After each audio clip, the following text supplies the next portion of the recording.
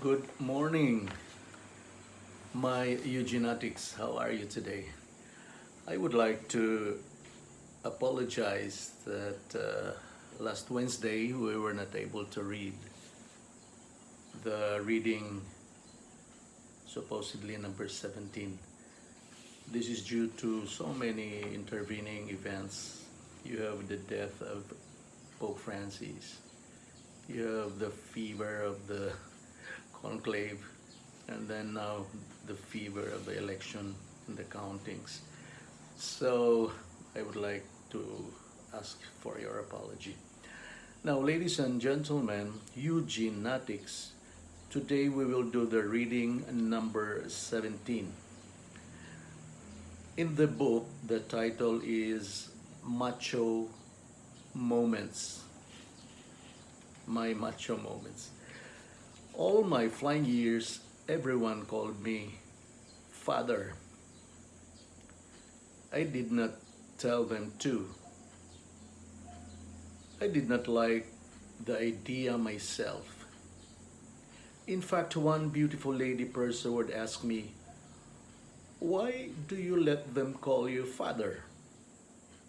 Are you comfortable being addressed as such?" I said, "No, I am not comfortable." "Then why do you let them call you Father?"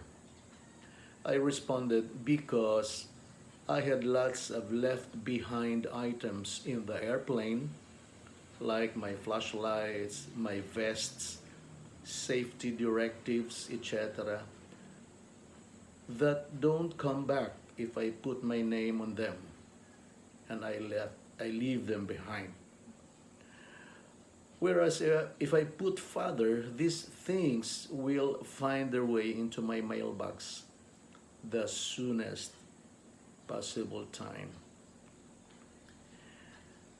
And the brand lasted up to my retirement. They call me Father. And all my left behind items never stopped crawling into my mailbox anymore. Some crew members would talk to me and ask questions out of curiosity, just like that lady executive during my interviews who asked me if I already had sex with someone. Sometimes it brushed into your being whether the seminary training had made a freak out of me, and everybody wanted answers to satisfy their bottomless curiosity. Like I was a freak show actor they paid for to discover how much nature has muted me into something else. But you can't blame them. My previous life was different from theirs, and they want to know the difference without intending insults or intrusions into my privacy. One particular incident stuck to my mind like a leech into your leg in a dark, murky water on a moonless evening. It happened on a long haul flight from Manila to Los Angeles. It was a time when bunk beds for the crew were not designed yet. So we made our crew rest area in passenger seats at the rearmost starboard side of the airplane, segregated only from the passengers by thick curtains. The flight steward had to take the first batch of the crew rest as he had to prepare for the second big service hours before landing.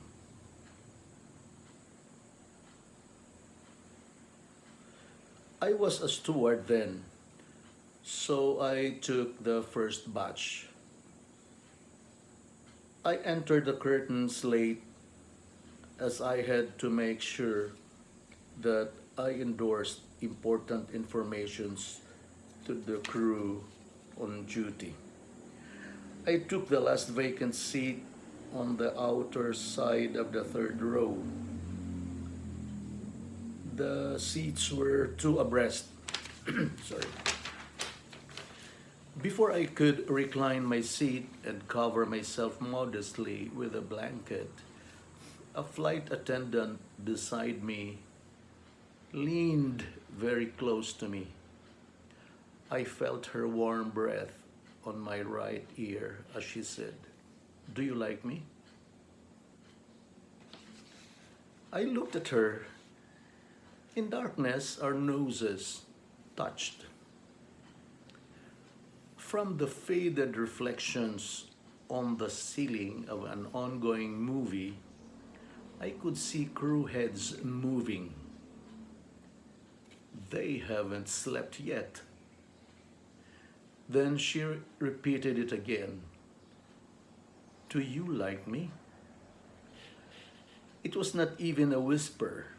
It was a regular tone of voice that could be heard by those in front of us and those at the back who were still awake. I felt an awkward discomfort. To end everything and not disturb the resting crew, I nodded in darkness. Yes. I did not know if she saw that, but she added, "If you like me, kiss me." I felt like I was sweating unnecessarily. The cabin was very cold. I remembered the freak show, and here's one who wanted to know and discover if the actor was a true freak or just pretending to be one. Then in darkness, the freak would kiss the left cheek to end her loud talk. She was now holding my right hand with her left and squeezed my biceps with her right hand. "Kiss my lips if you really like me," she said in a normal tone of voice. I was pretty sure some crew members were hearing what was going on.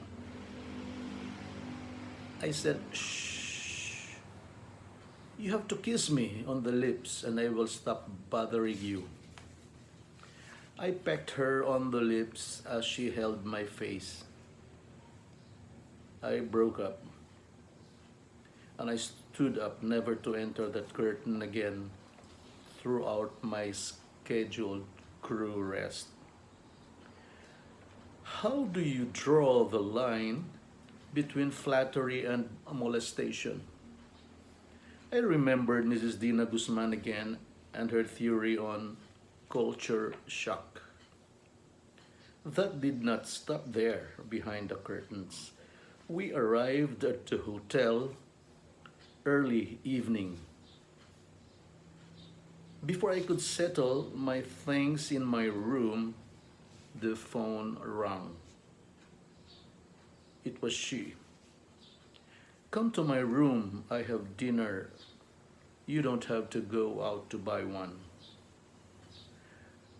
So I knocked on her door. "Come in, that's open." I slowly pushed the door, and there she was, newly bathed and smelled sweet.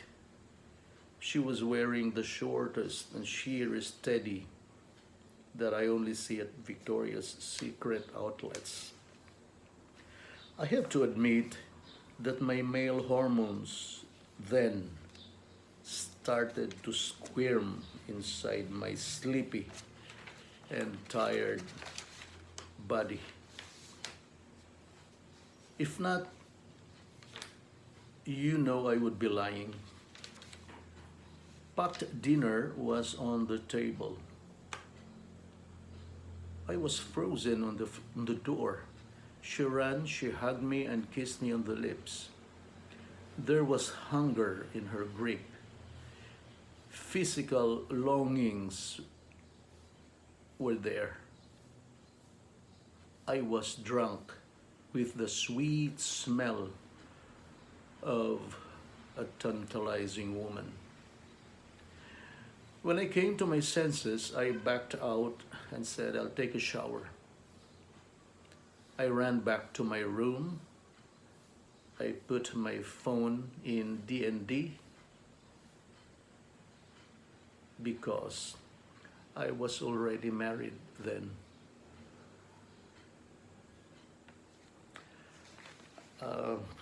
I think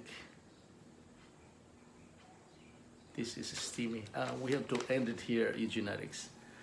Let's wait for the next Wednesday for another steamy story. So, thank you.